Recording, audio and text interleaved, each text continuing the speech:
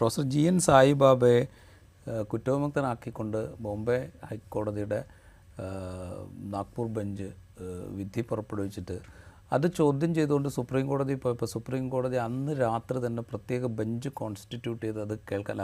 പിറ്റേ ദിവസം അവധിയായിരുന്നു. ആ അവധി ദിവസം പ്രത്യേക ബെഞ്ച് കോൺസ്റ്റിറ്റ്യൂട്ട് ചെയ്ത് അത് കേൾക്കാനും ആ വിധി സ്റ്റേ ചെയ്യാനും സായിബാബ ജയിലിൽ തന്നെ തുടരുന്നതെന്ന് ഉറപ്പാക്കാനും സുപ്രീം കോടതി വലിയ താല്പര്യം കാണിച്ചു.